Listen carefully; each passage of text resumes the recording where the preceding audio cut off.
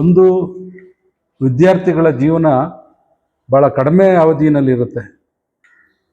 ಅವರ ಜೀವನದ ಜೊತೆಯಲ್ಲಿ ನಾವು ಆಟ ಆಡೋದು ಭಾಳ ದೊಡ್ಡ ತಪ್ಪು ಈ ದೇಶದಲ್ಲಿ ಅಂತಕ್ಕಂಥದ್ದು. ಅದರಲ್ಲೂ ಕೂಡ ಬಡವರು ಮತ್ತು ಅಲ್ಪಸಂಖ್ಯಾತರು, ಪರಿಶಿಷ್ಟ ಜಾತಿ, ಪರಿಶಿಷ್ಟ ಪಂಗಡ ಇರ್ಬೋದು, ಮತ್ತು ಹಿಂದುಳಿದ ವರ್ಗಗಳು ಇರ್ಬೋದು, ಇವರು ಇತ್ತೀಚಿನ ದಿನಗಳಲ್ಲಿ, ಅದರಲ್ಲೂ ಕೂಡ ನಾನು ವಿಶೇಷವಾಗಿ ಹೇಳಬೇಕಂದ್ರೆ ಕಾಂಗ್ರೆಸ್ ಸರ್ಕಾರ ಬಂದ ನಂತರ ದಿನಗಳಲ್ಲಿ ಇವರು ಕಣ್ಣನ್ನು ಬಿಡ್ತಾ ಇರ್ತಕ್ಕಂಥದ್ದು.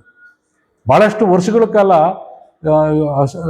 ಶತಮಾನಗಳ ಕಾಲ ಅಸ್ಪೃಶ್ಯತೆಯನ್ನು ಅನುಭವಿಸಿ ವಿದ್ಯಾಭ್ಯಾಸ ಇಲ್ಲದೇ, ಊಟ ಬಟ್ಟೆಗಳು ಇಲ್ಲದೇ ಇರ್ತಕ್ಕಂಥ ವರ್ಗಗಳಲ್ಲಿ ಹುಟ್ಟಿರ್ತಕ್ಕಂಥ ಆ ವಿದ್ಯಾರ್ಥಿಗಳ ಮೇಲೆ ಹೆಚ್ಚಿನ ಪ್ರಭಾವ ಬೀರದಿದ್ದಾಗೆ ನಾವು ಎಚ್ಚರಿಕೆಯನ್ನು ಈ ದೇಶದ ಪ್ರತಿಯೊಬ್ಬರು ಕೂಡ ವಹಿಸಬೇಕಾಗ್ತದೆ. ಅದರಲ್ಲೂ ಕೂಡ ಇದರಲ್ಲಿ ವಿಶೇಷವಾಗಿ ಸರ್ಕಾರಗಳ ಜವಾಬ್ದಾರಿ ಜಾಸ್ತಿ ಇದೆ. ಈ ದೇಶಕ್ಕೆ ನನಗೆ ಗೊತ್ತಿರುವ ಹಾಗೆ ಸ್ವತಂತ್ರ ಬಂದಂಥ ಸಂದರ್ಭದಲ್ಲಿ ಕೇವಲ 12-13% ಮಾತ್ರ ವಿದ್ಯಾವಂತರುಗಳಿದ್ದರು. ಅದರಲ್ಲಿ ಹೈಯರ್ ಎಜುಕೇಷನ್ ಇರಲಿಲ್ಲ. ಈಗ ನಮ್ಮ ವಿದ್ಯಾಭ್ಯಾಸದ ಒಂದು ಶೇಕಡವಾರು ತಗೊಂಡ್ರೆ ಸುಮಾರು 85% ಮೇಲ್ಪಟ್ಟಂಗೆ ಇದೆ. ಇದಕ್ಕೆ ಹಿಂದೆ ಜವಾಹರ್ಲಾಲ್ ನೆಹರೂರವರು ಹಾಕ್ಕೊಟ್ಟಂಥ ಪಂಚವಾರ್ಷಿಕ ಯೋಜನೆಗಳು ಇರ್ಬೋದು, ಅಥವಾ ಅಂಬೇಡ್ಕರ್ ಕೊಟ್ಟಿರ್ತಕ್ಕಂಥ ಸಂವಿಧಾನ ಇರ್ಬೋದು, ಇವೆಲ್ಲವೂ ಕೂಡ ಮುಂದಾಲೋಚನೆಗಳಿಂದ ಮಾಡಿದಂಥ ಕೆಲಸಗಳು ಇವತ್ತು ಈ ದೇಶದಲ್ಲಿ ಶೈಕ್ಷಣಿಕವಾಗಿ, ಆರ್ಥಿಕವಾಗಿ, ಈಗ ಭಾಳ ಒಂದು ಉದಾಹರಣೆ ಹೇಳ್ಬೇಕಂತ ಹೇಳಿದ್ರೆ, ಕಳೆದ ವಾರದಲ್ಲಿ ನಾನೊಂದು ವಿದೇಶಿಗರು ಯಾರೋ ಒಂದು ಇದನ್ನ ಸಮೀಕ್ಷೆ ಮಾಡಿದ್ದಾರೆ. ಕರ್ನಾಟಕ ರಾಜ್ಯ 5 ಗ್ಯಾರಂಟಿಗಳಿಂದ ಬಹಳಷ್ಟು ಜನರ ಜೀವನ ಉನ್ನತ ಮಟ್ಟಕ್ಕೆ ಬಂದಿದೆ, ತಳಾದಿಯಿಂದ ಮೇಲಕ್ಕೆ ಬಂದಿದೆ ಅಂತಕ್ಕಂಥದ್ದನ್ನು ಹೇಳ್ತಾರೆ. ಇದು ನಮ್ಮ ಕಾಂಗ್ರೆಸ್ ಪಕ್ಷ ಕೊಟ್ಟಿರ್ತಕ್ಕಂಥ ಕೊಡುಗೆರ ಜನತೆಗೆ. ಅದು ನಾವು ಇದು 5 ಗ್ಯಾರಂಟಿಗಳನ್ನು ಕೊಟ್ಟಿರ್ತಕ್ಕಂಥದ್ದು ಕೇವಲ 2.5 ವರ್ಷಗಳ ಹಿಂದೆ ಮಾತ್ರ. ಸೊ ಇದನ್ನೆಲ್ಲನೂ ಕೂಡ ನೀವು ಅರ್ಥ ಮಾಡ್ಕೊಳ್ಬೇಕು. ವಿದ್ಯಾರ್ಥಿಗಳಿಗೆ ಯಾವುದೇ ಕೂಡ ತೊಂದರೆ ಆಗದ ರೀತಿಯಲ್ಲಿ ಓದೋ ಮಕ್ಕಳಿಗೆ ಒಂದು ಉನ್ನತವಾದಂಥ ಸಪೋರ್ಟನ್ನು ಸರ್ಕಾರಗಳು ಕೊಡಬೇಕು. ಯಾಕೆಂತ ಹೇಳಿದ್ರೆ ವ್ಯಕ್ತಿಗತವಾಗಿ ಯಾರಿಗೂ ಸಹಾಯ ಮಾಡೋಕ್ಕಾಗೋದಿಲ್ಲ. ಹಾಗಾಗಿ ನೀವುಗಳು ಇದ್ರ ಬಗ್ಗೆ ತುಂಬ ಎಚ್ಚರಿಕೆಯನ್ನು ವಹಿಸಬೇಕು. ಮತ್ತು ಇದನ್ನು ಕೋರ್ಟಿಗೆ ತಗೊಂಡು ಹೋಗೋಂಥದ್ದಲ್ಲ, ಇದು ಸರ್ಕಾರದ ಕೆಲಸ ಇದು. ಮೇಲ್ವರ್ಗದ ವಿದ್ಯಾರ್ಥಿಗಳು ನಮಗೂ ಜಾತಿ ನಿಂದನೆ ಆಗುತ್ತೆ, ನಮಗೂ ಹಲ್ಲೆಗಳು ನಡೀತಾ ಇರುತ್ತೆ, ನಮ್ಗೆ ಯಾಕೆ ಸುಟ್ಟಿ ಕೊಡ್ತಾರೆ, ಈ ರೀತಿಯ ಕಾನೂನುಗಳು ತಂದ್ಬಿಟ್ರೆ ನಮಗೂ ವಿದ್ಯಾಭ್ಯಾಸ ನೋಡಿ, ಜಾತಿ ನಿಂದನೆ ಇರ್ತಕ್ಕಂಥದ್ದು ನನಗೆ ಗೊತ್ತಿರುವಾಗ ಅಸ್ಪೃಶ್ಯರೊಬ್ಬರಿಗೆ ಬಿಟ್ರೆ ಜಾತಿ ನಿಂದನೆ ಅಂತಕ್ಕಂಥದ್ದು ಅಪ್ಲೈ ಆಗ್ತಕ್ಕಂಥದ್ದು ಯಾವುದೇ ವರ್ಗಗಳಿಗೂ ಆಗೋದಿಲ್ಲ. ಇವತ್ತು SCಗಳಲ್ಲಿ ಬೇರೆ ಸ್ಪರ್ಶ ಜಾತಿಗಳಿದೆ, ಅವ್ರಿಗೂ ಕೂಡ ಇದು ಅಪ್ಲೈ ಆಗೋದಿಲ್ಲ. ಅಸ್ಪೃಶ್ಯ ವರ್ಗಗಳಿಗೇನೆ ಅಂಬೇಡ್ಕರ್ ಅವರು ಮೀಸಲಾತಿಯನ್ನು ಕೊಟ್ಟಿದ್ದು.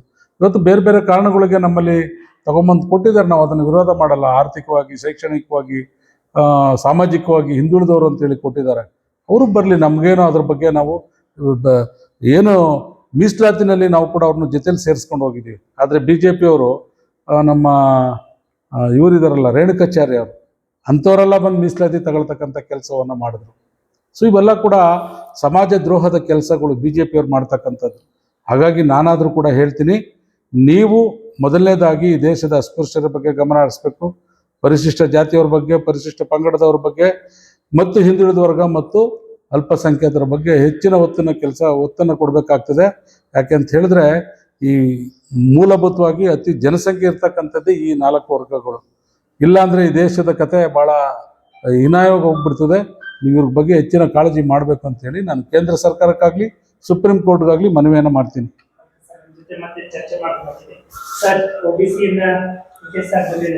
ಸರ್, ಇದು ಒಂದು ದೊಡ್ಡ ಮಟ್ಟದಲ್ಲಿ ರಾಜ್ಯದಲ್ಲಿ, ದೇಶದಲ್ಲಿ ಚರ್ಚೆ ಆಗ್ತಾ ಇದೆ. ಏನಂತಂದ್ರೆ ಇದು ಹೊಸ ರೂಲ್ಸ್ ನ ಕೇಂದ್ರ ಸರ್ಕಾರ, BJP ಸರ್ಕಾರ ತಂದಿದೆ. ಏನಂತಂದ್ರೆ SC, ST, OBC ಮಕ್ಕಳು ವಿದ್ಯಾರ್ಥಿಗಳಿಗೆ ಒಂದು ಜಾತಿ ನಿಂದನೆ, ಶೋಷಣೆ ಸಹಜವಾಗಿ ಇಲ್ಲಿ ಏನ್ ನಡೀತಿದೆ ಅಂತಂದ್ರೆ, ಕೇಂದ್ರ ಸರ್ಕಾರ ಈ 2 ವರ್ಗಗಳಲ್ಲಿ ಗಲಭೆಗಳನ್ನು ಸೃಷ್ಟಿ ಮಾಡುವಂತ ಕೆಲಸನೇ ಮಾಡ್ತಾ ಇದೆಯಾ, ಅಥವಾ ಇವು ನಿಜವಾಗ್ಲೂ ಇದನ್ನ ಶೋಷಣೆ ವಿದ್ಯಾರ್ಥಿಗಳ ಮೇಲೆ ಆಗ್ತಾ ಇರುವಂತಹ SC, ST, OBC ಮಕ್ಕಳ ಮೇಲೆ ಆಗ್ತಾ ಇರುವಂತಹ ಶೋಷಣೆ, ದೌರ್ಜನ್ಯ ಮತ್ತು ಆತ್ಮಹತ್ಯೆಗಳನ್ನ ತಡೆಯುವಂತ ಕೆಲಸ ನಿಜವಾಗ್ಲೂ ಮಾಡ್ತಾ ಇದೆಯಾ ಸರ್? ಮಾಡೋದಕ್ಕೆ ಈ ಕಾಯ್ದೆಯನ್ನು ತರ್ತಾ ಇದ್ದಾರಾ? ಈಗ ನಾವು ಗಮನಿಸಬೇಕಾದ ಅತ್ಯಂತ ಹೆಚ್ಚಿನ ವಿಚಾರ ಅಂತ ಹೇಳಿದ್ರೆ, ಶತಮಾನಗಳಿಂದ ನಾವು ಶೋಷಿತ ವರ್ಗದವರು SC, ST, OBC ಮತ್ತು ಅಲ್ಪಸಂಖ್ಯಾತರು ಈ ದೇಶದಲ್ಲಿ ಪ್ರತಿಯೊಬ್ಬರಿಗೂ ಸರಿಸಮಾನವಾದ ಬದುಕನ್ನ ಮತ್ತು ಹಕ್ಕನ್ನ ಡಾಕ್ಟರ್ ಬಾಬಾ ಸಾಹೇಬ್ ಅಂಬೇಡ್ಕರ್ ಅವರು ನಮ್ಗೆ ನೀಡಿದ್ದಾರೆ. ಇದರ ಆಶಯ ಹಿಂದೆ ಏನು ಸಂವಿಧಾನ ಬರೋಕ್ಕೆ ಮುಂಚೆ ಏನು ಒಂದು ಗುರುಕುಲ ಇತ್ತು ಮತ್ತೆ ವಿದ್ಯಾಭ್ಯಾಸ ಮಾಡ್ತಾ ಇದ್ರು, ಅವತ್ತಿನಿಂದ ಇವತ್ತಿನವರೆಗೂ ಹಿಂದುಳಿದವರೆಗೂ ಮತ್ತೆ ಶೋಷಿತರ ವರ್ಗಕ್ಕೆ ಹೆಚ್ಚಿನ ವಿದ್ಯಾಭ್ಯಾಸನ ಕೊಡ್ತಾ ಇರಲಿಲ್ಲ, ಅವ್ರನ್ನ ದೂರ ಇಕ್ಕಿದ್ರು. ಆ ಪರಂಪರೆ ಇವತ್ತು ನಡ್ಕೊಂಡ್ ಬರ್ತಾ ಇದೆ. ನಾವು ಮುಂದುವರೆದ ದೇಶದಲ್ಲಿ, ಪ್ರಪಂಚದಲ್ಲಿ ಅತ್ಯಂತ ಬಲಿಷ್ಠ ದೇಶ ಅಂತ ನಾವು ಹೇಳ್ಕೊಂತೀವಿ. ಆದ್ರೆ ಇವತ್ತು ಬಿಜೆಪಿ ಮತ್ತು RS ನವರ ಹುನ್ನಾರದಿಂದ ಯಾವ ರೀತಿ ಉನ್ನತ ವ್ಯಾಸಂಗಕ್ಕೆ IIM ಮತ್ತು IITಗಳಲ್ಲಿ ಏನು ನಮ್ಮ ಶೋಷಿತ ವರ್ಗದ ವಿದ್ಯಾರ್ಥಿಗಳಿದ್ದಾರೆ ಅವರಿಗೆ ಯಾವ ರೀತಿ ಶೋಷಣೆ ಆಗ್ತಾ ಇದೆ ಅನ್ನೋದನ್ನ ತಾವೆಲ್ಲರೂ ಗಮನಿಸಬೇಕಾಗಿದೆ. ಈ ತಾವು ಅಂಕಿಅಂಶಗಳನ್ನ ನೋಡಿದ್ರೆ ಎಷ್ಟು ಜನ ಆತ್ಮಹತ್ಯೆಗಳನ್ನು ಮಾಡ್ಕೊಂಡಿದ್ದಾರೆ. ಹೈದರಾಬಾದ್ನ ರೋಹಿತ್ ವೇಮುಲಾ ಇದೊಂದು ಉದಾಹರಣೆ. ಅವರು ಒಳ್ಳೆ ರ್ಯಾಂಕ್ ಸ್ಟೂಡೆಂಟ್, ಅವನು ಅಂತ ವಿದ್ಯಾರ್ಥಿಯನ್ನ ಕಿರುಕುಳ ಕೊಟ್ಟು, ಮಾನಸಿಕವಾಗಿ ಕಿರುಕುಳ ಕೊಟ್ಟು ಅವನು ಆತ್ಮಹತ್ಯೆ ಮಾಡ್ಕೊಂಡಿದ್ದಾನೆ. ಅಷ್ಟೇ ಅಲ್ಲ, ಇತ್ತೀಚೆಗೆ ಡೆಂಟಲ್ ವಿದ್ಯಾರ್ಥಿನಿ ಏನು ರಜಾ ಕೇಳಿದ್ದಕ್ಕೆ ಆ ಕಾಲೇಜಿನಲ್ಲಿ ವ್ಯಾಸಂಗ ಮಾಡುವಂತ ಉಪನ್ಯಾಸರು ಮಕ್ಕಳನ್ನ ಒಂದು ಚೆನ್ನಾಗಿ ನೋಡ್ಕೋಬೇಕು ಅಂತವ್ರು, ಏನಮ್ಮ ನೀನು ಡಾಕ್ಟರ್ ಓದ್ಬೇಕಾ, ನಿನ್ನ ಬಣ್ಣ ನೋಡಿ ಹೆಂಗಿದೆ, ಕಪ್ಪಾಗಿದೆ, ನೀನು ಡಾಕ್ಟರ್ ಆಗ್ತೀಯ, ನೀನು MBBS ಓದ್ಬೇಕಾ, MD ಆಗ್ಬೇಕಾ, ಎಲ್ಲರ ಎದುರಿಗೆ ಶಾಲೆಯಲ್ಲಿ ಇರ್ತಕ್ಕಂಥ ಎಲ್ಲರ ಎದುರಿಗೆ ಅವಮಾನ ಮಾಡಿ ಮಾನಸಿಕ ಕಿರುಳ ಕೊಟ್ಟದ ಮೇಲೆ ಆ ಮಗು ಇವತ್ತು ಸಾವನ್ನಪ್ಪಿದ್ದಾನೆ. ಇಂತಹ ಅನೇಕ ಉದಾಹರಣೆಗಳು ನಮ್ಮ ಕಣ್ಮುಂದೆ ಇದೆ. ಹಾಗಾಗಿ ಏನು ಒಂದು ಕಾಂಗ್ರೆಸ್ ಸರ್ಕಾರ ಇದ್ದಾಗ ಈ ಹಿಂದಿನ ಕಾಲದಲ್ಲಿ ನಾವು ಗರೀಬಿ ಆಟೋದಿಂದ ಹಿಡಿದು ರೈತರಿಗಿರ್ಬೋದು, ವಿದ್ಯಾರ್ಥಿಗಳಿಗಿರ್ಬೋದು, ಪ್ರತಿಯೊಬ್ಬರಿಗೂ ರೈಟ್ ಟು ಎಜುಕೇಶನ್ ತಂತು, ರೈಟ್ ಟು ಫುಡ್ ತಂತು. ಇವ್ರು ಏನ್ ಮಾಡಿದ್ದಾರೆ ಬಿಜೆಪಿ ಮತ್ತು RSS ಅವರು? ಯಾವುದೇ ಒಂದು ಉನ್ನತ ಮಕ್ಕಳಿಗೆ ವಿದ್ಯಾಭ್ಯಾಸಕ್ಕೆ ಮತ್ತೆ SC SC OBC ಅವರಿಗೆ ಯಾವುದೇ ರೀತಿಯ ಅನುಕೂಲಗಳು ಮಾಡ್ಕೊಡ್ತಾ ಇಲ್ಲ. ಹೆಚ್ಚಾಗಿ ಕಿರುಕುಳ ಕೊಡ್ತಾ ಇದ್ದಾರೆ. ಇವತ್ತು IAS ಆಗ್ಬೇಕು, ಎಲ್ಲಿ IPS ಆಗ್ಬಿಡ್ತಾರೆ, ಎಲ್ಲಿ ಕೋರ್ಟ್ಗಳಲ್ಲಿ ಉನ್ನತ ಹುದ್ದೆಯಲ್ಲಿ ದೊಡ್ಡ ದೊಡ್ಡ ಜಡ್ಜ್ಗಳಾಗ್ತಾರೆ, ಹೈಕೋರ್ಟ್ ನಲ್ಲಿ ಇರ್ಬೋದು, ಸೆಷನ್ ಕೋರ್ಟ್ ಇರ್ಬೋದು, ಸುಪ್ರೀಂ ಕೋರ್ಟ್ಗಳಲ್ಲಿ ಎಲ್ಲಿ ಬಂದು ಕೂತ್ಕೊಂತಾರೆ ವಿದ್ಯಾಭ್ಯಾಸ ಮಾಡಿ ಅನ್ಬಿಟ್ಟು ಭಯ ಈಗಲಿಂದ ಅವ್ರು ಕಾಡ್ತಾ ಇದೆ. ಅವರು ಶೋಷಿತ ವರ್ಗದ ಮಕ್ಕಳು ವಿದ್ಯಾಭ್ಯಾಸ ಮಾಡಬಾರ್ದು, ಅವ್ರಿಗೆ ಯಾವ ರೀತಿ ಕಿರುಕುಳ ಕೊಟ್ಟು ಏನಾದರೂ ಮಾಡಿ ಅವ್ರನ್ನ ಮಡುಕುಗೊಳಿಸ್ಬೇಕು ಅನ್ನೋದು ಹುನ್ನಾರ ಏನೋ ಇದೇನೋ ಅನ್ಸುತ್ತೆ. ಇದೆಲ್ಲ ನೋಡಿದ್ರೆ ನಾನು ತಿಳಿಯುತ್ತೆ. ಇದು ಏನು ಸುಪ್ರೀಂ ಕೋರ್ಟ್ ಹೋಗಿ ಇದನ್ನ ಸ್ಟೇ ತರೋವರೆಗೂ ಏನು ಬೇಕಾಗಿರ್ಲಿಲ್ಲ. ಸುಪ್ರೀಂ ಕೋರ್ಟ್ನು ಸಹ ಇದರಿಂದ ಏನೋ ಅಪಾಯಕಾರಿ ಸ್ಥಿತಿ ಇದೆ, ದೇಶ ವಿಭಜನೆ ಆಗುತ್ತೆ, ಮತ್ತೆ ಏನು ಕಾಲೇಜಲ್ಲಿ ಏನೋ ನಡೆದೋಗುತ್ತೆ, ಇದಕ್ಕೆ ಒಂದು ಉನ್ನತ ಸಮಿತಿ ಮಾಡಬೇಕು ಅಂತ ಹೇಳಿದ್ದಾರೆ. ಆ ಸಮಿತಿಯಲ್ಲಿ ಇನ್ನೊಂದು ಏನಂತಂದ್ರೆ, ಈ ವಿದ್ಯಾರ್ಥಿಗಳು, ಮೇಲ್ವರ್ಗದ ವಿದ್ಯಾರ್ಥಿಗಳು ಪ್ರೊಟೆಸ್ಟ್ ಮಾಡ್ತಾ ಇರೋದಂದ್ರೆ ನಮಗೂ ನಿಂದನೆ ಆಗುತ್ತೆ. ನಾವು ಎಜುಕೇಶನ್ ಪಡೆಯೋದಕ್ಕೋಸ್ಕರ ನನ್ನ ಸುಖ ನನ್ನ ಮೇಲೆ ಜಾಸ್ತಿ ನಿಂದನೆ ಅಂತ ಕೇಸ್ ಆಗ್ಬಿಟ್ರೆ ನಾನು ವಿದ್ಯಾಭ್ಯಾಸ ಎಲ್ಲಿ ಹೋಗ್ಬೇಕು ಅನ್ನೋ ತರ ಉನ್ನತ ವರ್ಗದ ವಿದ್ಯಾರ್ಥಿಗಳು ಹೇಳ್ತಾರೆ.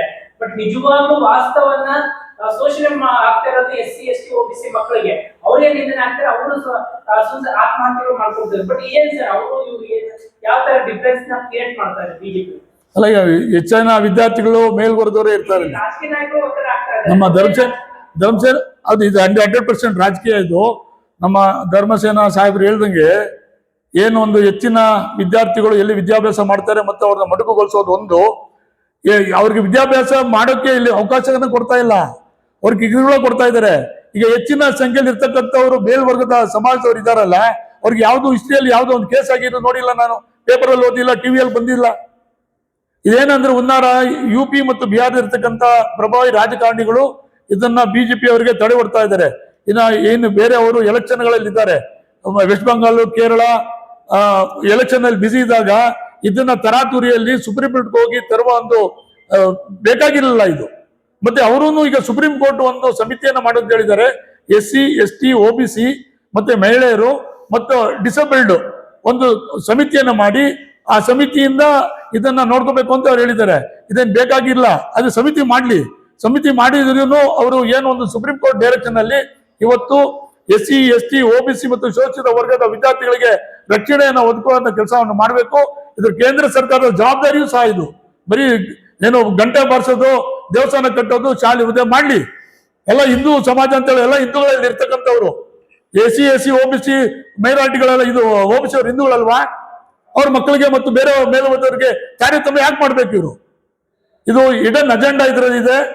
ಒಂದೇ SC ST OBC ಶೋಷಿತ ವರ್ಗಗಳು ಅವರು ವಿದ್ಯಾಭ್ಯಾಸದಲ್ಲಿ ಮಡುಕುಗೊಳಿಸಬೇಕು, ಉನ್ನತ ಸ್ಥಾನಗಳಿಗೆ ಹೋಗಬಾರ್ದು ಅನ್ನೋದೇ ಅವರ ಧ್ಯೇಯ.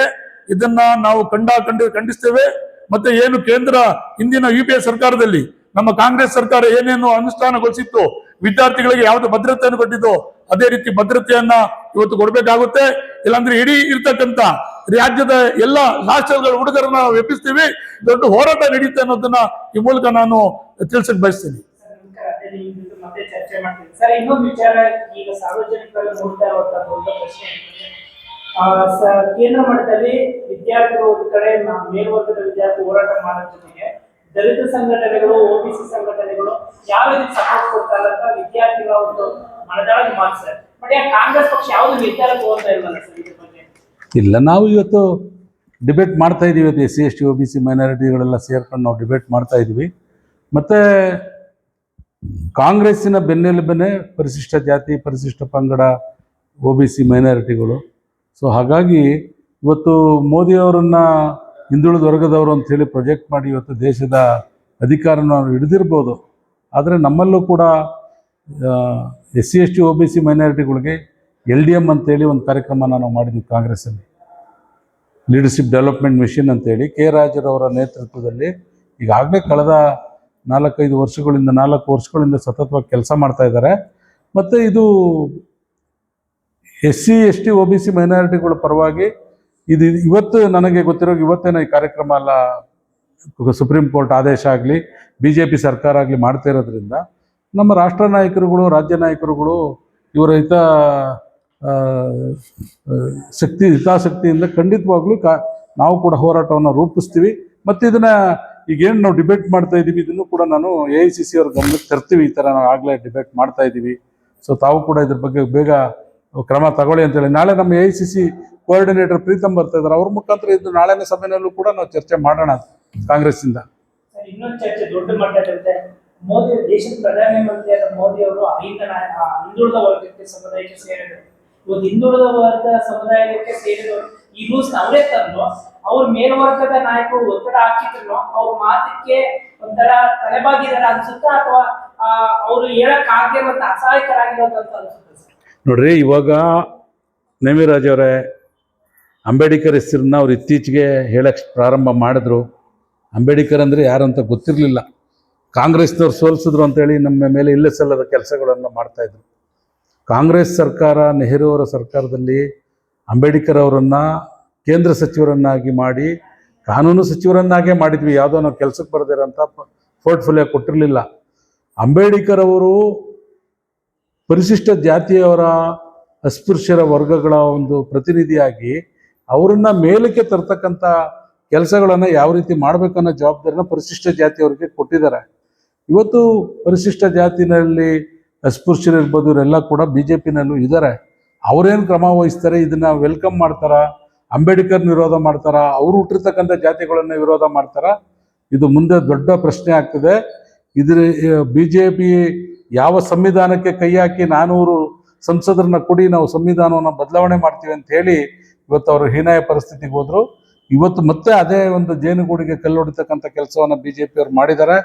ಖಂಡಿತವಾಗ್ಲೂ ಕೂಡ ಇದರಿಂದ BJPಯವರು ಪರಿಶಿಷ್ಟ ಜಾತಿಯವರು, ಪರಿಶಿಷ್ಟ ಪಂಗಡದವರು, ಮೈನಾರಿಟಿ, ಹಿಂದುಳಿದ ವರ್ಗದವರಿಂದನೇ ಅವರು ಸರ್ವನಾಶ ಮಾಡ್ತಾರೆ ಅನ್ನೋದನ್ನ ನಾನು ಇವತ್ತು ನಿಮ್ಮ ಮುಂದೆ ಹೇಳೋದಕ್ಕೆ ಇಷ್ಟಪಡ್ತೇನೆ. ನಮಸ್ಕಾರ. ಏನಂತಂದ್ರೆ ಇವತ್ತು ಕೆಲವೊಂದನ್ನ ಮೇಲ್ವರ್ಗದ ವಿದ್ಯಾರ್ಥಿಗಳು ವಿಶ್ವವಿದ್ಯಾಲಯ ಸುಮಾರು ರಿಪೋರ್ಟ್ ಪ್ರಕಾರ ಏನ್ ಹೇಳ್ತದೆ ಅಂದ್ರೆ 2017-18ರಲ್ಲಿ 173 ದೂರುಗಳು ಬಂದಿರ್ತವೆ. ಅಂದ್ರೆ SC ST OBC ಮಕ್ಕಳ ಮೇಲೆ ಆಗ್ತಾ ಇರುವಂತ ದೌರ್ಜನ್ಯ, ಇದು ಒಂದು ಶೋಷಣೆ, ಇದ್ರ ಬಗ್ಗೆ. ಅದರಲ್ಲಿ 90ಕ್ಕಿಂತ ಹೆಚ್ಚು ದೂರುಗಳನ್ನ ಅದಕ್ಕೆ ಸೊಲ್ಯೂಷನ್ ಹುಡುಕೊಟ್ಟು ಅದಕ್ಕೆ ಏನ್ ಶಿಕ್ಷೆ ಹಾಕಕ್ಕೆ ಮಾಡಿದ್ದಾರೆ. ಆ ಕಾಯ್ದೆಗಳನ್ನ ತರ್ತಾ ಇರೋದು ಎಷ್ಟೋ SC ST OBC ಮಕ್ಕಳು ಅದನ್ನ ತಗೊಂತ ರಿಸೀವ್ ಮಾಡ್ಕೊಂಡು, ಹೌದು ನಮ್ಗೆ ಈ ಕಾಯ್ದೆ ಬೇಕು, ಯಾಕೆ ನಮ್ಮ ಕಾಲೇಜುಗಳಲ್ಲಿ ಈ ತರ ಶೋಷಣೆ ಆಗ್ತಾ ಇದೆ, ನಮ್ಗೆ ವಿದ್ಯಾಭ್ಯಾಸ ತೊಂದರೆ ಆಗ್ತದೆ ಅಂತ ಹೇಳ್ತಾ ಇದ್ದಾರೆ, ವಿದ್ಯಾರ್ಥಿಗಳು ಹೇಳ್ತಾ ಇದ್ದಾರೆ.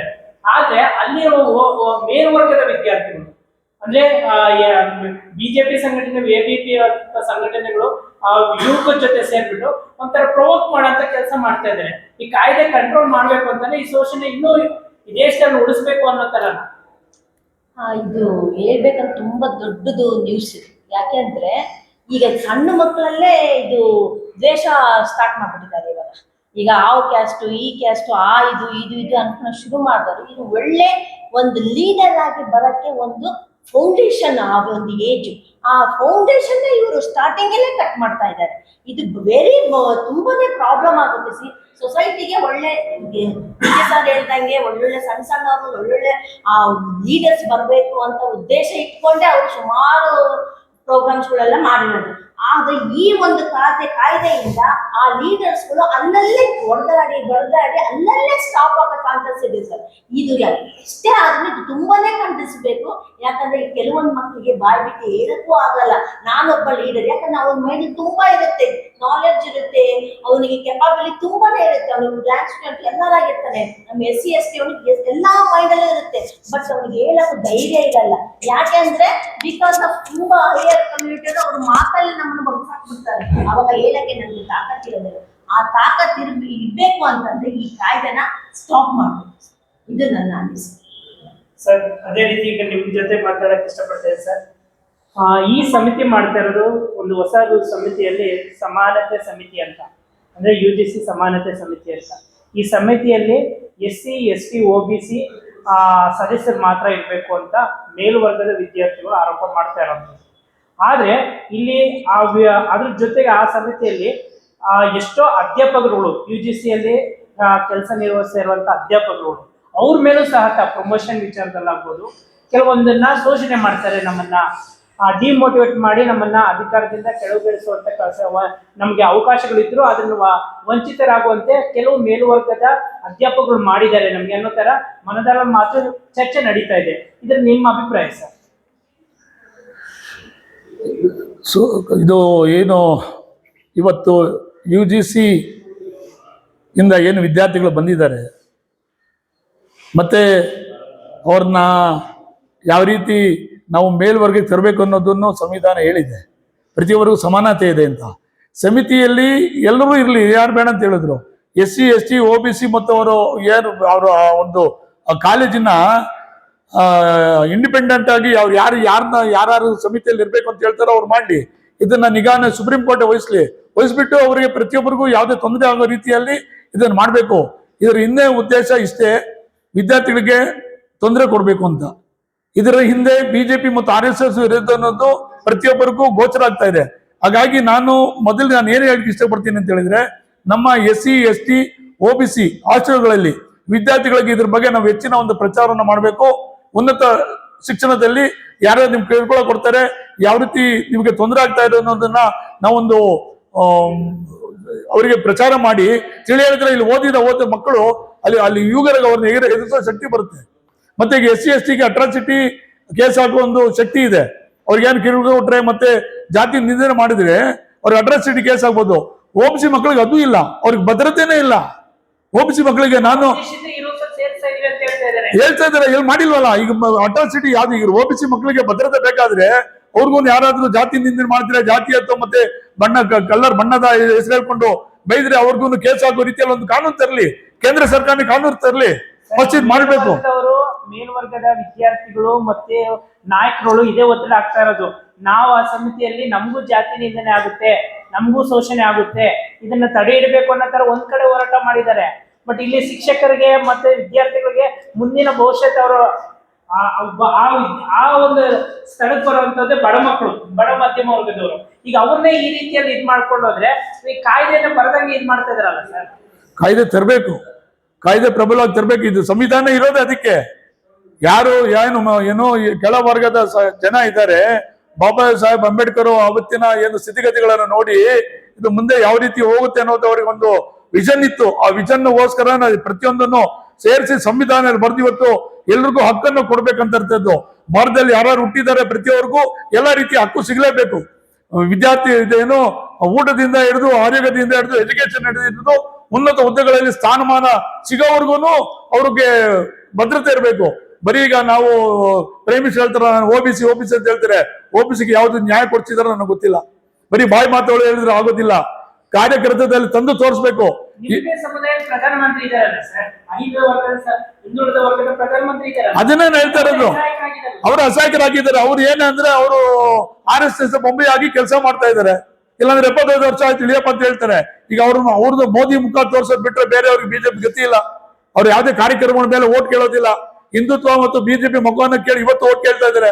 ಯಾವ್ದೋ ಒಬ್ಬ MP ಆಗ್ಲಿ ನಿನ್ನ ಸಾಧನೆ ಏನು ಅಂತ ಹೇಳಿ ಅವ್ರು ಹೇಳ್ಬಿಡ್ಲಿ ನೋಡೋಣ, ಒಂದು ಪಟ್ಟಿ ಮಾಡ್ಲಿ, ಒಂದು 5 ಉದಾಹರಣೆ ಕೊಡ್ಲಿ. ನಾವು ಕಾಂಗ್ರೆಸ್ ಸರ್ಕಾರ ಇದ್ದಾಗ ಎಷ್ಟು ಏನು ಒಂದು ನವರತ್ನ ಫ್ಯಾಕ್ಟರಿಗಳು ಮಾಡಿದ್ವಿ, HMT, HAL, ITA, BHL, BEL, ಇವತ್ತು ಎಲ್ಲ ಇಡೀ ರಾಜ್ಯದಲ್ಲಿ ನಾವು ಪ್ರಪಂಚಕ್ಕೆ ಒಂದು ಶಕ್ತಿ ತೋರಿಸಿದ್ದು ಕಾರ್ಖಾನೆಗಳಲ್ಲಿ ಮಾಡ್ತೀವಿ ಅಂತ. IT, BT ತಂದಿದ್ದು ನಮ್ಮ ಕಾಂಗ್ರೆಸ್ ಸರ್ಕಾರ ಇದ್ದಾಗ. ರಾಜೀವ್ ಗಾಂಧಿ ಅವರ ಏನು ಪ್ರೈಮ್ ಮಿನಿಸ್ಟರ್ ಇದ್ರು, ಅವರ ಒಂದು ವಿಷನ್ ಇಂದ ಇವತ್ತು IT, BT ಇವತ್ತು ಪ್ರಬಲವಾಗಿ ಇಡೀ ದೇಶ, ಇಡೀ ಪ್ರಪಂಚದಲ್ಲಿ ರಾಷ್ಟ್ರವನ್ನ ನೋಡುವಂತ ಶಕ್ತಿಯನ್ನ ಯುವಕರಿಗೆ ತುಂಬಿದ್ದು ರಾಜೀವ್ ಗಾಂಧಿ ಕಾಂಗ್ರೆಸ್ ಸರ್ಕಾರ. 18 ವರ್ಷದ ಮತವನ್ನ ನೀಡಿ ಯುವಕರಿಗೆ ಹೆಚ್ಚಿನ ಶಕ್ತಿ ಕೊಟ್ಟಿದ್ದು, ಅವ್ರಿಗೆ ಯಾರು ನೀನು ಬೇಕು ನೀನು ಚಲಾಯಿಸುವಂತ ತೋರಿಸ್ಕೊಟ್ಟಿದ್ದು ನಮ್ಮ ಕಾಂಗ್ರೆಸ್ ಸರ್ಕಾರ, ರಾಜೀವ್ ಗಾಂಧಿ ಅವರು. ಈ ರೀತಿ ಯಾವುದು ಮತ್ತೆ ಡ್ಯಾಮ್ಗಳು ಕಟ್ಟಿದ್ದಾರು, ದೊಡ್ಡ ದೊಡ್ಡ IIT ಶಾಲೆಗಳನ್ನ ಸ್ಥಾಪನೆ ಮಾಡಿದ್ಯಾರು, ಯೂನಿವರ್ಸಿಟಿಗಳನ್ನು ಸ್ಥಾಪನೆ ಮಾಡಿದ್ಯಾರ್ದು.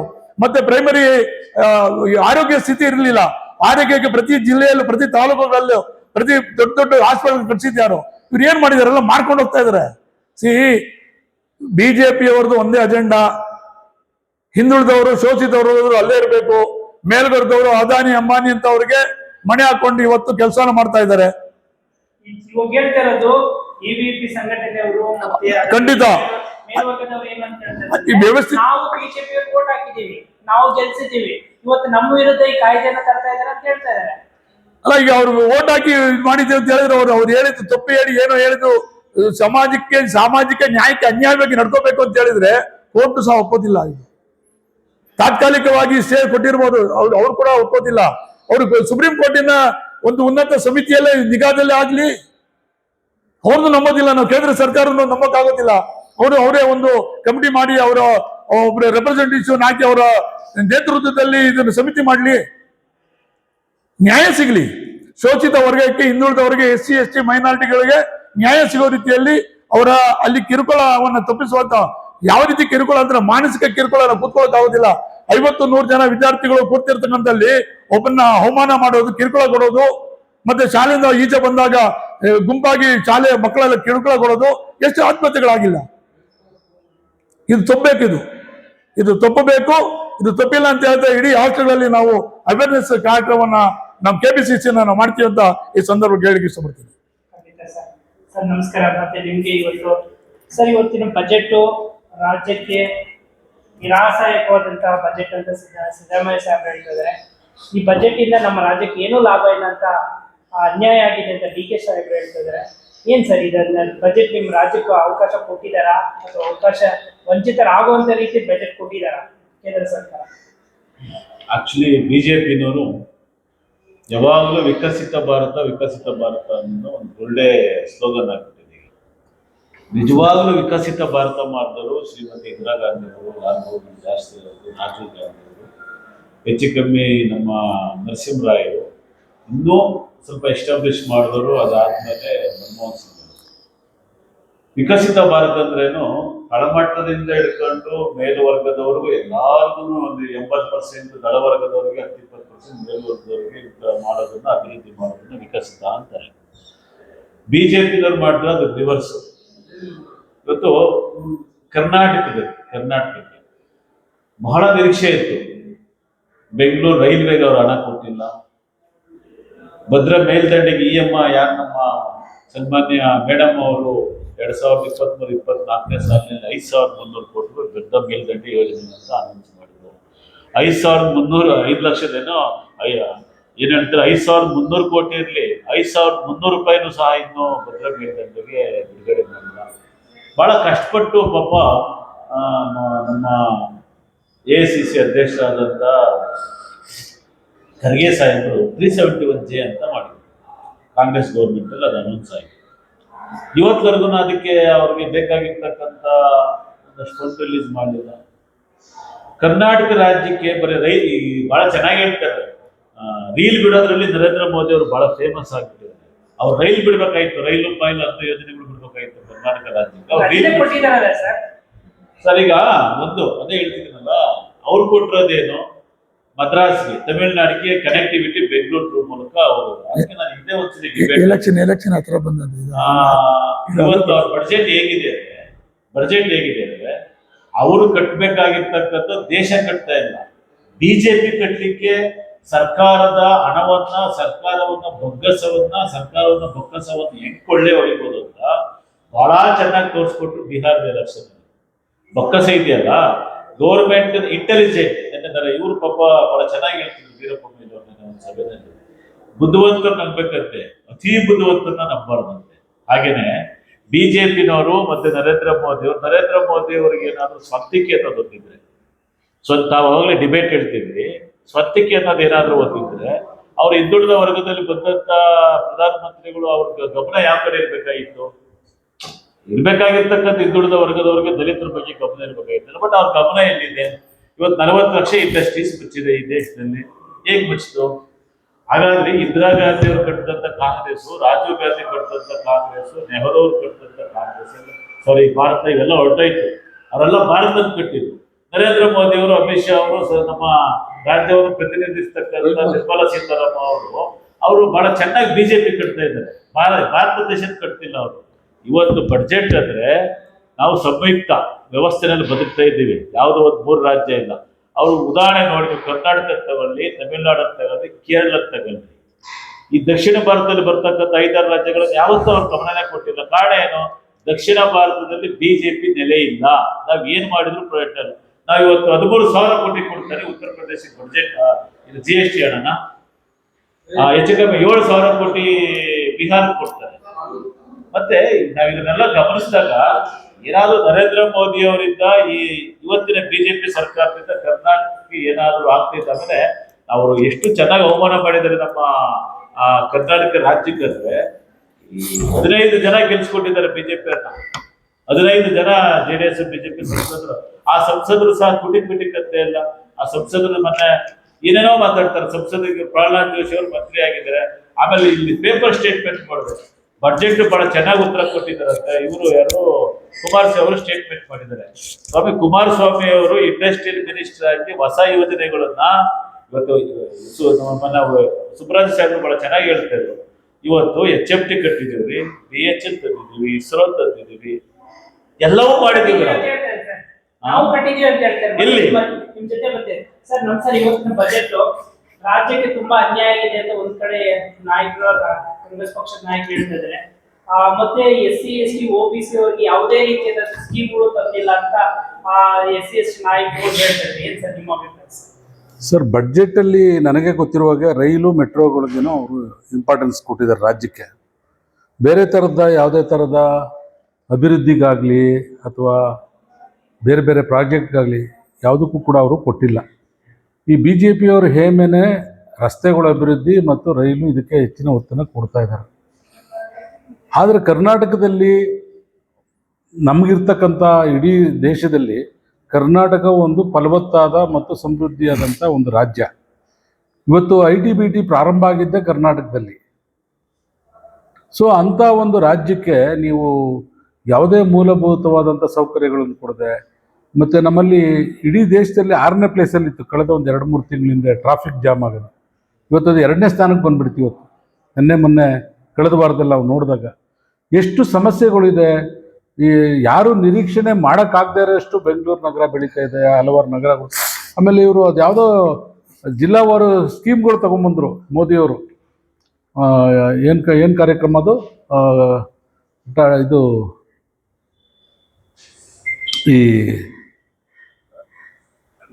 ನಮ್ಮ ಜಿಲ್ಲೆಗಳಿಗೆ ಆ ಕಾರ್ಯಕ್ರಮಗಳು ಎಲ್ಲೂ ಬರಲೇ ಇಲ್ಲ. ಅದು ನಮ್ಮ ರಾಜ್ಯದಲ್ಲಿ ಸ್ಮಾರ್ಟ್ ಸಿಟಿ ಅಂತ ಮಾಡಿ ಅದನ್ನೆಲ್ಲ ರಸ್ತೆಗಳೆಲ್ಲ ಆಗೋದು ಎಲ್ಲ ಮಾಡಿ ಕರ್ನಾಟಕದಲ್ಲಿ ಅವ್ಯವಸ್ಥೆ ಆಗಿದೆ ಅಂತಕ್ಕಂಥದ್ದನ್ನ ತಿರುಗಿ ಅವರೇ ಹೇಳ್ತಾರೆ.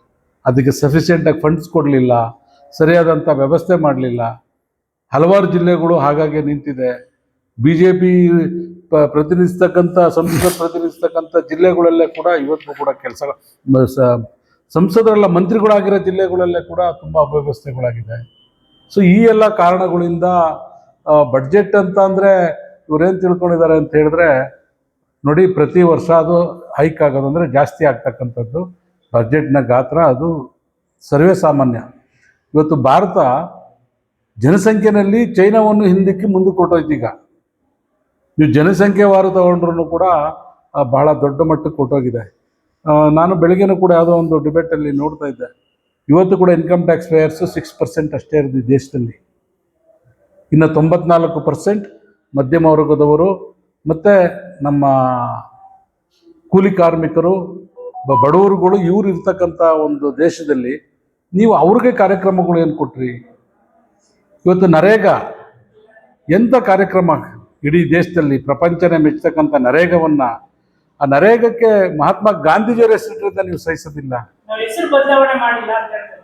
ಹೆಸರು ಸರ್ ಕಾರ್ಯಕ್ರಮ ಏನು ಮಾಡಿದ್ರಿ? 100 days ಇತ್ತಲ್ಲ. ನಾವು ಕಾಳೆ ಅದೇ ಹೆಸರು ಅಲ್ಲ ಅದೇ ಹೆಸರು ನೋಡಿ, ಒಬ್ಬ ಮನುಷ್ಯ ಸ್ವಾಭಿಮಾನಿಯಾಗಿ ಬದುಕಬೇಕು, ಅವನು ಆ ಊರನ್ನು ಕೂಡ ಅಭಿವೃದ್ಧಿ ಆಗಬೇಕು. ಆ ಕೇಂದ್ರ ಸರ್ಕಾರದ ಒಂದು ಮಹತ್ತರವಾದಂಥ ಕಾರ್ಯಕ್ರಮ ಇದು. ತಮಗೆ ಗೊತ್ತಿದೆಯಾ, ನಮ್ಮ LDM SC/ST OBC minority coordinator Raju sir ಅವ್ರ ಕಾರ್ಯಕ್ರಮ ಇದು. ಅವ್ರು ಕೊಟ್ಟಿರ್ತಕ್ಕಂಥ ದೊಡ್ಡ ಕೊಡುಗೆ. ನೀವು ಏನು ಯಾವ ರೀತಿನಲ್ಲಿ ಹೋಗ್ತಾ ಇದೆ, ನೀವು ಅಂಥ ಕಾರ್ಯಕ್ರಮನ ತೆಗೆದುಬಿಟ್ಟು ಇವತ್ತು ನೀವು ಏನಾದ್ರೂ ಮಹಾತ್ಮ ನರೇಗಾಗೆಲ್ಲ ಹಿನ್ನಡೆ ಮಾಡಿ, ಆ ಹೆಸರುಗಳು ಬದಲಾವಣೆ ಮಾಡಿ, 100 days ಇತ್ತು ಕಾಂಗ್ರೆಸ್ ಸರ್ಕಾರ. ನೀವು 100 days ಇರೋದು ಎಷ್ಟು ಮಾಡಬೇಕು? 120, 130, 140 ದಿವಸನ ಹೆಚ್ಚಿಗೆ ಮಾಡಬೇಕು, ಕೂಲಿ ಜಾಸ್ತಿ ಮಾಡಬೇಕು. ಅಭಿವೃದ್ಧಿ ಕಡೆ ಒಂದು ದೊಡ್ಡ ಇಂಜಿನಿಯರಿಂಗ್ ಸೆಕ್ಷನನ್ನು ನೀವು ಅಲ್ಲಿ ಬಿಡಬೇಕಿತ್ತು. ಅಭಿವೃದ್ಧಿನ ಮಾಡಬೇಕಂದ್ರೆ ನಗರಾಭಿವೃದ್ಧಿ ಇಲಾಖೆಗಳು ಅಥವಾ ಹಳ್ಳಿಗಳಲ್ಲಿ ಗ್ರಾಮೀಣ ಅಭಿವೃದ್ಧಿಗಳು, ಇಂಥ ಇಲಾಖೆಗಳು, ಸಮಾಜ ಕಲ್ಯಾಣ ಇಲಾಖೆಗಳು, ಗ್ರಾಮ ಪಂಚಾಯಿತಿಗಳಿಗೂ ಮಟ್ಟಕ್ಕೆ ಕೆಲಸನ ನಾವು ಕೊಟ್ಟಿದ್ದು. ನೀವು ಅಂಥದ್ದೆಲ್ಲ ಬೇರೆ ಬೇರೆ ದೊಡ್ಡ ಮಟ್ಟಕ್ಕೆ ತಗೊಂಡು ಹೋಗೋದು ಬಿಟ್ಬಿಟ್ಟು ಅದನ್ನು ಚಿವುಟೋದು, ಅದನ್ನು ಮುಂದಕ್ಕೆ ಹೋಗದೇ ರೀತಿ ಮಾಡೋದು ಅದು ಸಮಂಜಸ ಅಲ್ಲ. ಇದು ದೇಶದ ಅಭಿವೃದ್ಧಿಗೆ ಮತ್ತು ಬಡ ಜನರ ಒಂದು ಸ್ವಾಭಿಮಾನಕ್ಕೆ ಧಕ್ಕೆ ಬರತಕ್ಕಂಥ ಕೆಲಸವನ್ನು ಇವ್ರು ಮಾಡ್ತಾ ಇದ್ದಾರೆ. ಏನಪ್ಪ ಇವ್ರ ಕಾನ್ಸೆಪ್ಟ್ ಅಂದರೆ, ಇವರು ಸರ್ಕಾರದ ಕೂಲಿ ತಗೊಂಡು ಕೆಲಸ ಮಾಡೋದಲ್ಲ, ಶ್ರೀಮಂತರ ಮನೆ ಬಾಗಿಲಿಗೆ ಹೋಗಿ ಜೀತ ಮಾಡಿ ಮತ್ತೆ ಜೀತ ಪದ್ಧತಿಗಳನ್ನು ವಾಪಸ್ ತರ್ತಕ್ಕಂಥದ್ದು, ಅವಿದ್ಯಾವಂತರನ್ನ ಹೆಚ್ಚಿಗೆ ಮಾಡೋದು, ಮೂಢನಂಬಿಕೆಗಳನ್ನು ಜಾಸ್ತಿ ಮಾಡೋದೇ ಇವರ ಒಂದು ಕಾನ್ಸೆಪ್ಟ್. ಇದು ಜನರು ಅರ್ಥ ಮಾಡ್ಕೊಳ್ಬೇಕು. ಯಾವ ಸರ್ಕಾರಗಳು ಯಾವ ರೀತಿ ಕೆಲಸ ಮಾಡಿದ್ವು, ಯಾರು ನಮಗೆ ನಮ್ಮ ಮಕ್ಕಳಿಗೆ ನಮ್ಮ ಮಟ್ಟಕ್ಕೆ ಇವತ್ತು ಇಷ್ಟು ಮಟ್ಟಿಗೆ ಅಭಿವೃದ್ಧಿ ಆಗಬೇಕಂದ್ರೆ ಯಾವ್ಯಾವ ಪಕ್ಷಗಳು ಕಾರಣ ಅಂತೇಳಿ ಜನರದೇ ಅದನ್ನು ಅರ್ಥ ಮಾಡ್ಕೊಳ್ಬೇಕಾಗ್ತದೆ. ನಾವು ಪದೇ ಪದೇ ಹೇಳೋದಕ್ಕಾಗಲ್ಲ. ಸೊ ಇವ್ರಿಗೇನಾಗಿದೆ ಅಂತಂದರೆ, ಎಲ್ಲನೂ ದುರುಪಯೋಗ ಮಾಡಿಕೊಂಡು, ಭ್ರಷ್ಟಾಚಾರವನ್ನು ಮಾಡಿಕೊಂಡು, ಎಲ್ಲವನ್ನು ಮಾಡಿ ವ್ಯವಸ್ಥೆಯ ಒಂದು ಇದನ್ನೇ ಬುಡಮೇಲು ಮಾಡ್ತಾ ಇದ್ದಾರೆ. ಇವತ್ತೇನು ಸಂವಿಧಾನಿಕವಾಗಿ ಚುನಾವಣೆಗಳಾಗಲಿ, ಪ್ರತಿಯೊಂದು ಈ ಸಂಸ್ಥೆಗಳು, ಒಂದು 5-6 ಸಂಸ್ಥೆಗಳಿದೆ, ED, ಎಲೆಕ್ಷನ್ ಕಮಿಷನ್, ಇವೆಲ್ಲವನ್ನು ಕೂಡ ಅವರು ಬಹಳ ವ್ಯವಸ್ಥಿತವಾಗಿ ಎಲ್ಲವನ್ನು ಕೂಡ ತಮ್ಮ ಅಧಿಕಾರದ ಅವಧಿಯಲ್ಲಿ ಹೇಗೆ ಅವ್ರನ್ನೆಲ್ಲ ಮಟ್ಟ ಹಾಕಬೇಕು, ಯಾವ ರೀತಿಯಲ್ಲಿ ಇದು ಮಾಡಬೇಕು ಅನ್ನೋದನ್ನು ಮಾಡ್ತಾ ಇದ್ದಾರೆ. ಅದಕ್ಕೆ ಜನಕ್ಕೂ ಕೂಡ ಒಂದು ದಿವಸ ಅವ್ರಿಗೆ ಅರ್ಥ ಆಗುತ್ತೆ ಅಂತ ನಾನು ಭಾವಿಸ್ಕೊಂಡಿದ್ದೀನಿ. ಸರ್, ಇವತ್ತು ಬಜೆಟ್ ಅಲ್ಲಿ ನೋಡಿದ್ರೆ ದೇಶದಲ್ಲಿ ನಿರುದ್ಯೋಗ ಸಂಖ್ಯೆ ಜಾಸ್ತಿ ಆಗ್ತಾ ಇದೆ, ಬಟ್ ಬಜೆಟ್ ನ 1000 ಕೋಟಿ ಜಾಸ್ತಿ ಆಗ್ತಾ ಇದೆ. ಒಂದ್ ಕಡೆ ದೇಶದ ಸಾಲ ನೋಡ್ರೆ ಈ 2026ಕ್ಕೆ 200 ಲಕ್ಷ ಕೋಟಿ ಪ್ರಧಾನಮಂತ್ರಿ ಮೋದಿ ಸಾಲ ಮಾಡಿದ್ದಾರೆ. ಬಟ್ ಏನ್ ಸರ್, ಬಜೆಟ್ ವ್ಯಾಲ್ಯೂಗಿಂತ ರೂಪಾಯಿ ವ್ಯಾಲ್ಯೂ ಕಡಿಮೆ ಆಗ್ತದೆ. ಇವ್ರ ಆಡಳಿತ ಹೇಗಿದೆ ಸರ್? ಇದು ಆಡಳಿತ ಜನನೇ ಇದನ್ನ ತುಲನೆ ಮಾಡಬೇಕು. ನಾನು ಒಂದೊಂದು ಎಕ್ಸಾಂಪಲ್ ಕೊಡೋಕೆ ನಾನು ಬಯಸ್ತೇನೆ. ಕಾಂಗ್ರೆಸ್ ಸರ್ಕಾರ ಇದ್ದಾಗ ವ್ಯಾಟ್ ಸಿಸ್ಟಮ್ ಇತ್ತು, ವಾಟ್ ಪದ್ಧತಿ ಇತ್ತು.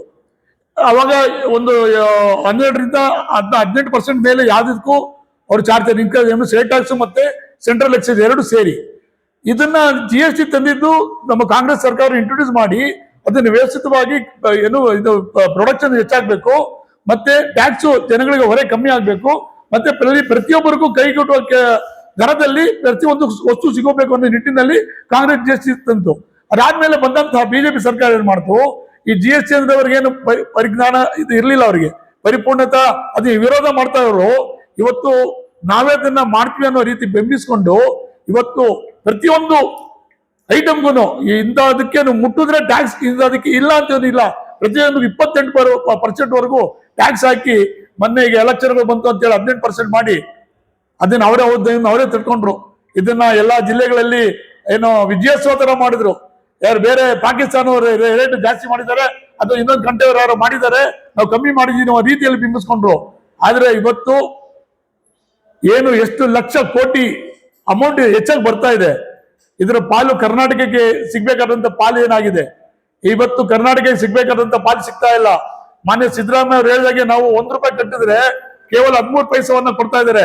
ಅದರಲ್ಲೂ ಆ 13 ಪೈಸಲ್ಲೂ ಇವತ್ತು ಗ್ಯಾರಂಟಿಗಳನ್ನು ತಂದು ಇಡೀ ಪ್ರಪಂಚದಲ್ಲಿ ನಮ್ಮ ಧರ್ಮಸೇನ ಸಾಹೇಬ್ ಹೇಳ್ದಂಗೆ ಇಡೀ ಪ್ರಪಂಚದ ಪ್ರತಿಯೊಬ್ಬರು ಆರ್ಥಿಕ ತಜ್ಞರು ತಿರುಗಿ ನೋಡೋ ರೀತಿಯಲ್ಲಿ ಇವತ್ತು ನಾವು ರಾಜ್ಯದಲ್ಲಿ ಅನುಷ್ಠಾನವನ್ನು ಮಾಡ್ತಾ ಇದೀವಿ.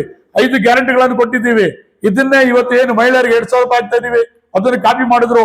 ಫ್ರೀ ಬಸ್ ನಾವು ಪ್ರಯಾಣ ಮಾಡಿದ್ವಿ ಬೆಂಗಳೂರು ಇರ್ತಕ್ಕಂಥ ಹೆಣ್ಮಕ್ಳಿಗೆ ಎಲ್ಲ ರಾಜ್ಯದಲ್ಲಿ ಏನೋ ಅದನ್ನ ಅವ್ರು ಕಾಪಿ ಮಾಡಿ ಇವತ್ತು ಬಜೆಟ್ ಅಲ್ಲಿ ಸ್ತ್ರೀ ಶಕ್ತಿ ಅಂತ ಯೋಜನೆ ಮಾಡಿದ್ರು. ಈ ಸಾವಿರಾರು ಕೋಟಿ ಇದು ಬಜೆಟ್ ಅವರು ಮಾಡಿದ್ದಾರೆ. ಆದ್ರೆ ಪ್ರತಿಯೊಬ್ಬರು ಏನ್ CAಗಳು ಯಾರಿಲ್ಲ ಇಲ್ಲಿ ಇಡೀ ಭಾರತದಲ್ಲಿ. ಭಾರತ ಗ್ರಾಮೀಣ ಪ್ರದೇಶ, ನಗರ ಪ್ರದೇಶ, ಹಳ್ಳಿಗಾಡು ಪ್ರದೇಶ, ಇನ್ನೂ ಸಣ್ಣ ಸಣ್ಣ ಪ್ರದೇಶಗಳಿದೆ. ಆ ಪ್ರದೇಶದಲ್ಲಿ ಇರ್ತಕ್ಕಂಥ ಈ ಬಜೆಟ್ ಪ್ರತಿಯೊಬ್ಬರಿಗೂ ತಲುಪೋ ರೀತಿಯಲ್ಲಿ ಅದನ್ನ ಅವರು ಅನುಷ್ಠಾನ ಇದು ಯೋಜನೆಗಳನ್ನ ಹಾಕಬೇಕು. ಯಾರಿಗೆ ಉದ್ಯೋಗ ಸಿಗ್ತಾ ಇಲ್ಲ ಇವತ್ತು ಬೆಲೆ ಪ್ರತಿಯೊಂದು ಏರಿಕೆ ಆಗ್ತಾ ಇದೆ. ಇದೇ ಮೋದಿ ಗುಜರಾತ್ ನ ಮುಖ್ಯಮಂತ್ರಿ ಆಗಿದ್ದಾಗ ಕೇಂದ್ರ ಸರ್ಕಾರ ಚುನಾವಣೆ ಬಂದಾಗ ಭಾಷಣ ಮಾಡ್ತಾ ಇದ್ರು. ಏನಂತ ಭಾಷಣ ಮಾಡ್ತಾ ಇದ್ರು ಅವ್ರಿಗೆ ಇವತ್ತು ನಾನು ಜ್ಞಾಪಕ ಮಾಡ್ಕೊಡ್ತೀನಿ. ಕಾಂಗ್ರೆಸ್ ಬಂದ್ಮೇಲೆ ಸಿಲಿಂಡ್ರು 600 ರೂಪಾಯಿ, 500 ರೂಪಾಯಿ, 700 ರೂಪಾಯಿ ಆಗ್ಬಿಟ್ಟಿದೆ ಅಂತ ಇವತ್ತು 1,000 ರೂಪಾಯಿ ಮೇಲೆ ಆಗಿದೆ. ಪೆಟ್ರೋಲ್ 60 ರೂಪಾಯಿ ಇದ್ದಿದ್ದು ಇದನ್ನ ಏನ್ ಬಾಯ್ ಪಡ್ಕೊಂಡ್ರು ಬಿಜೆಪಿ ಅವರೆಲ್ಲ. ಎಲ್ಲಾ ಬೆಲೆಗಳು ಹೆಚ್ಚಾಗ್ತಾ ಇದೆ ಅಂತ ಇವತ್ತು 100 ರೂಪಾಯಿ ಮೇಲೆ ಮುಟ್ಟಿದೆ. ಇವತ್ತು ಚಿನ್ನವನ್ನ ಬಡವರು ನೋಡಕ್ಕೂ ಆಗೋದಿಲ್ಲ, ಆ ಪರಿಸ್ಥಿತಿ ಆಗಿದೆ. ಮತ್ತೆ ಬೆಳ್ಳಿ ಇವತ್ತು 4 ಲಕ್ಷ ಇತ್ತು, ಮತ್ತೆ 3 ಲಕ್ಷ ಬಂತು. ಕಾಪರು ಪ್ರತಿಯೊಂದು ಎಲೆಕ್ಟ್ರಿಕಲ್ ಯೂಸ್ಗೆ ಉಪಯೋಗಿಸ್ತಾರೆ. ಸ್ಟೀಲು, ಸಿಮೆಂಟು, ಗೃಹ ವಸ್ತುಗಳು, ಪ್ರತಿಯೊಂದು ವಸ್ತುಗಳನ್ನ ಇವತ್ತು ಬೆಲೆ ಜಾಸ್ತಿ ಮಾಡಿ ಇವತ್ತು ಇಷ್ಟು ಹಣ ಬಂದ್ರು ಈ ಇನ್ಫ್ರಾಸ್ಟ್ರಕ್ಚರ್ ಇಲ್ಲ. ಮತ್ತೆ ಸಾಲ ನೋಡಿದ್ರೆ ದೇಶದ ಸಾಲ ಅಗಾಧವಾಗಿದೆ. ಇದನ್ನೆಲ್ಲ ಮನಗಟ್ಟು ಮಾಡಿದ್ರೆ ಇವರ ಏನು ಪರಿಪೂರ್ಣ ಬಜೆಟ್ ನಾನು ಹೇಳ್ತೀನಿ, ಇದು ಏನು ರಾಜ್ಯಗಳಿಗೆ ಮತ್ತು ಜನಸಾಮಾನ್ಯರಿಗೆ ಯಾವ ಮುಟ್ಟುವ ಕೆಲಸ ಇದೆಲ್ಲ. ಬರೀ ಅವ್ರದ್ದು ಇದನ್ನ ಅಜೆಂಡಾ ಇದೆ. ಅಂದಾನಿ ಅಂಬಾನಿಯವರಿಗೆ ಯಾವ ರೀತಿ ಲಾಭವನ್ನು ಮಾಡಿಕೊಡ್ಬೇಕು, ಮತ್ತೆ ಮೇಲ್ವರ್ಗದವರಿಗೆ ದೊಡ್ಡ ದೊಡ್ಡವರಿಗೆ ಯಾವ ರೀತಿ ಅನುಕೂಲ ಮಾಡಬೇಕು, ಅನುಕೂಲ ರೀತಿಯಲ್ಲಿ ಇವತ್ತು ಬಜೆಟ್ ಮಾಡಿದ್ದಾರೆ. ಶ್ರೀಸಾಮಾನ್ಯವರಿಗೆ, ಬಡವರಿಗೆ, ಕಾರ್ಮಿಕರಿಗೆ, SC STಗಳಿಗೆ, OBCಗಳಿಗೆ, ಮತ್ತೆ ಇವತ್ತು ಗುಡಿ ಕೈಗಾರಿಕೆ ನಡೆಸಂತವ್ರು ಎಲ್ಲ OBC ಇರ್ತವರು ಕೈವೃತ್ತಿ ಮಾಡಿ ಕೆಲಸವನ್ನು ಮಾಡಿದಂತವ್ರು ಇವತ್ತು ಆಧುನೀಕರಣ, ಜಾತಿಕರಣ, ಪೈಪೋಟಿಗದಲ್ಲಿ ಅವ್ರಿಗೆ ಕೆಲಸಗಳಿಲ್ಲ, ಎಲ್ಲ ಮಿಷನರಿ ಬಂದಿದೆ. ಅವರಿಗೆ ಕೇಂದ್ರ ಸರ್ಕಾರದಿಂದ ಯಾವ ಯೋಜನೆಗಳು ತಂದಿದ್ದಾರೆ? SC STಗಳಿಗಾಗ್ಲಿ, OBCಗಳಿಗಾಗ್ಲಿ ಯಾವ್ದನ್ನ ಪ್ಯಾಕೇಜ್ ಕೊಟ್ಟಿದ್ದಾರಾ ಅಥವಾ ಯೋಜನೆಗಳು ತಂದಿದ್ದಾರಾ? ಏನು ಮಾಡಿಲ್ಲ. ಬಜೆಟ್ ಅಲ್ಲಿ ಇದು ಮಾಡ್ಬೇಕಾಗಿರೋದು. ಇದು ಬಿಟ್ಟು ಎಷ್ಟು ಕೋಟಿ ರೈಲ್ ಬಿಟ್ಟು ಹೇಳಿದ್ರಲ್ಲ ನಮ್ಮ ಸ್ನೇಹಿತರು, ರೈಲ್ ಬಿಟ್ಟು ರೀತಿಯಲ್ಲಿ ಇದನ್ನ ಬಜೆಟ್ ಮಾಡಿದ್ದಾರೆ. ಶ್ರೀಸಾಮಾನ್ಯ ಒಪ್ಪಂತ ಬಜೆಟ್ ಇದಲ್ಲ ಅಂತ ನಾನು ಖಂಡಿತವಾಗಿ ಹೇಳ್ತೀನಿ. ಸರ್ ನಮಸ್ಕಾರ. ಅದೇ ರೀತಿ ಇವತ್ತು ಕೇಂದ್ರ ಸರ್ಕಾರ ಬಜೆಟ್ ಅಲ್ಲಿ ಮಿಡ್ಲ್ ಫ್ಯಾಮಿಲಿಗೆ ಯಾವುದೇ ಸ್ಕೀಮ್ ಇಲ್ಲ. ಇದು ಒಂದು ಉದ್ಯಮ ವರ್ಗದವರು ಮಾತ್ರ ಅಂತ ಒಂದ್ ಕಡೆ ಹೇಳ್ತಾ ಇದ್ರೆ, ಈ ಮತ್ತೆ ವಿದ್ಯಾರ್ಥಿ ಯುವ ಸಮುದಾಯಕ್ಕೆ ಉದ್ಯೋಗ ಸೃಷ್ಟಿ ಮಾಡೋದ ಕೆಲಸ ಯಾವುದೇ ಬಜೆಟ್ ಮಾಡಿಲ್ಲ ಅಂತ ಹೇಳ್ತಾರೆ. ರಾಜ್ಯಾಧ್ಯಕ್ಷರಾದ ಧರ್ಮಸೇನ ಸಾಹೇಬ್